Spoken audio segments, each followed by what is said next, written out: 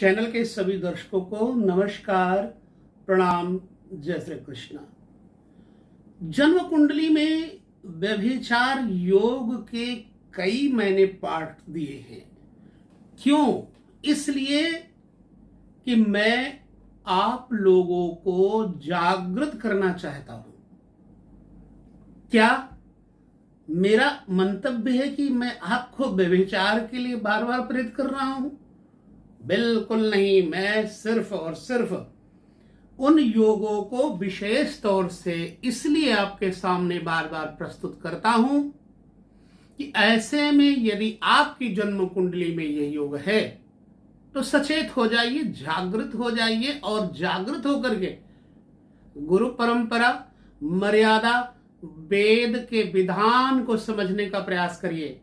जब आप अपने मन को स्वतंत्र कर देंगे, किसी के मर्यादा में, किसी के अनुशासन में नहीं रखेंगे तो मन बिगड़ जाएगा। और मन बिगड़ता है तो किसी भी व्यक्ति की जिंदगी बिगड़ जाती है, क्योंकि यौवन यानी जवानी 4 दिन की है, संपत्ति 4 दिन की है। बुढ़ापा आएगा और जीवन में तब पछतावा होगा। इसलिए मैं बार बार यह योग देता हूं।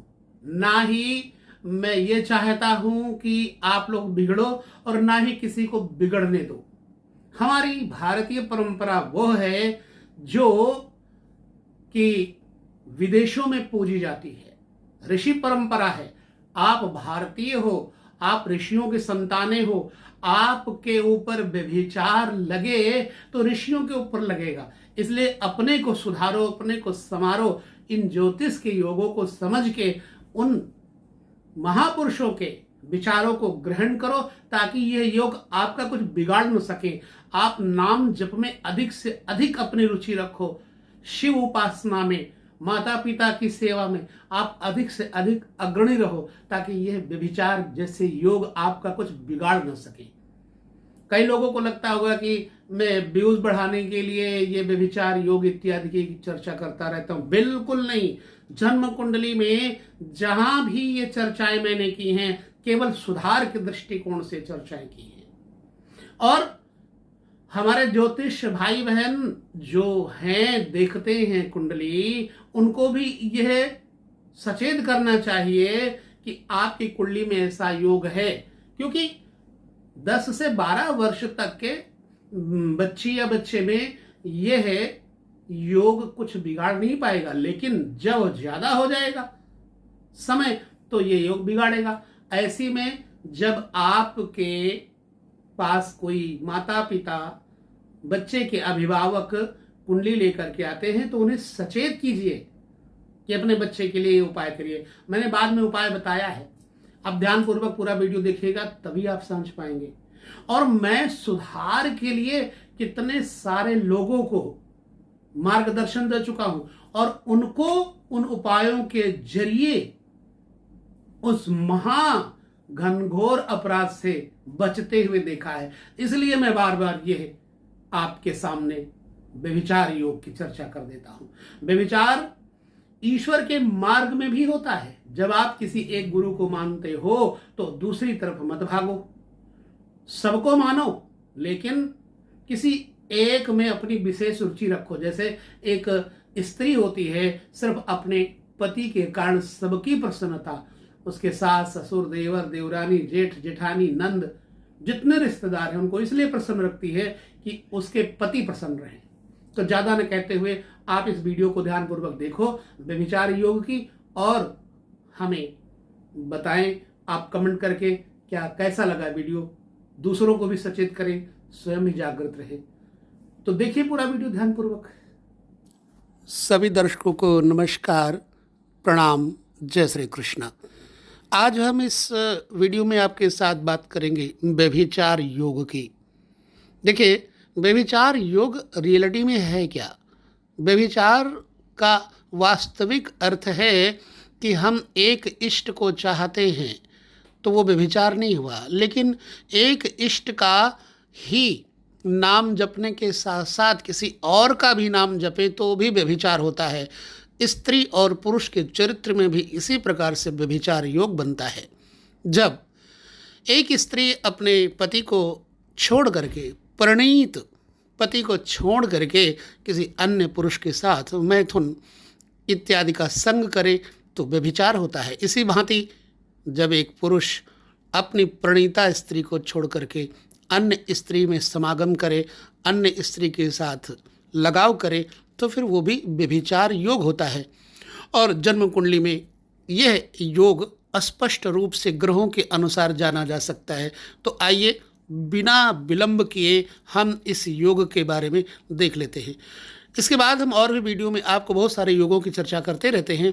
यदि आप नए हैं तो चैनल को सब्सक्राइब कर लीजिएगा, और अगर आप पहले से हैं तो धन्यवाद, पूरा वीडियो पूर्ण रूपेण देखिएगा। जन्म कुंडली में परिभाषा क्या है व्यभिचार योग की? पुरुष की कुंडली में राहु से आक्रांत स्त्री ग्रह। अब जैसे हम यहाँ पर आपको एक एग्जाम्पल दे रहे हैं, ये मेष लग्न है। मेष लग्न से ठीक चतुर्थ स्थान पे 4 लिखा हुआ है, 4 लिखा हुआ है। यहाँ पर यहाँ का जो स्वामी है वो एक स्त्री ग्रह मान लो, ठीक है। चंद्रमा स्त्री ग्रह है और शुक्र को भी स्त्री ग्रह ही माना गया है। अपने अपने देश काल के अनुसार आप देख सकते हैं। अब ये जो यहाँ का चतुर्थेश है ये हो गया चंद्रमा। चंद्रमा मान लीजिए सप्तम स्थान पे आ जाए और ठीक यहाँ पर राहु भी बैठ जाए तो ऐसी अवस्था में जातक के अंदर व्यभिचार दोष आ सकता है। राहु की दृष्टि यदि नवम दृष्टि भी पड़ रही, पंचम दृष्टि भी पड़ रही है, तब भी यह व्यभिचार योग उत्पन्न हो जाएगा। राहु कहाँ बैठे हैं? राहु की दृष्टि चतुर्थेश यदि स्त्री ग्रह है पुरुष के लिए, तो उसको अगर देखेगा तो यह व्यभिचार दोष पुरुष में लगेगा ही लगेगा, यानी बहु स्त्री योग बना देता है। और ये भोग प्रधान होने के नाते जातक की कुंडली में शुक्र का विशेष प्रभाव रहता है भोग प्रधान होने का। अर्थात इस प्रकार से जब चंद्रमा को राहु देख रहा होगा चतुर्थेश को, तो चतुर्थेश चूंकि जनता का भी प्रतिनिधि करता है, तो जनता में से ही किसी न किसी के साथ उस व्यक्ति का, किसी महिला से जो ये व्यभिचार योग है हो जाता है। ऐसी संभावनाएं दिखती हैं। और यदि शनि भी देख रहा हो तो फिर यहाँ पर क्लैब्य की व्यवस्था, क्लैब्य की अवस्था आ जाती है। क्लैब्य का मंतव्य होता है नपुंसक होना। यदि बुध भी बैठा है तो निश्चित ही वह व्यक्ति नपुंसकता को प्राप्त हो जाएगा, स्त्री हो या पुरुष। अब चलिए हम, ये तो हो गई पुरुष की कुंडली में ये एक बात व्यभिचार योग की। अब हम एक स्त्री की कुंडली का एक उदाहरण आपको सामने रखते हैं, ये आपको समझने में आसानी होगी। आइए देखते हैं। अब मान लीजिए ये चार्ट किसी स्त्री का है।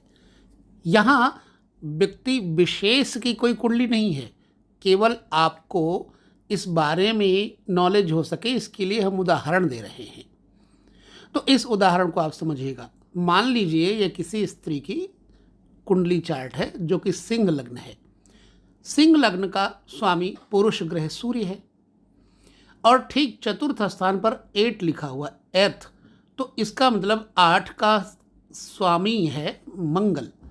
अब ये मंगल यदि राहु से आक्रांत होगा, केतु से आक्रांत होगा, तो इस महिला में, चूंकि पुरुष वर्ग की तरफ है ना ये कुंडली, महिला में पर पुरुष के प्रति आकर्षण होने की पूरी संभावना है।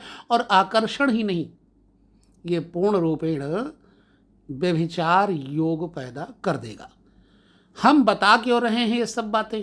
इसका मतलब है कि ज्योतिष को जो एक नए नए टॉपिक हैं उसको जानने के लिए जिज्ञासा होनी चाहिए, और जब जानकारी होगी तो हम किसी को उसके भविष्य के बारे में, उसके पत्नी के बारे में बता सकेंगे।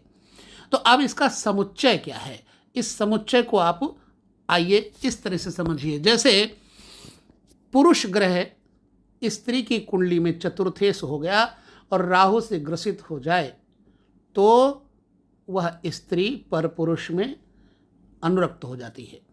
ठीक पहली कुंडली जो मैंने आपको दिखाई उसमें चतुर्थेश चंद्रमा स्त्री ग्रह है।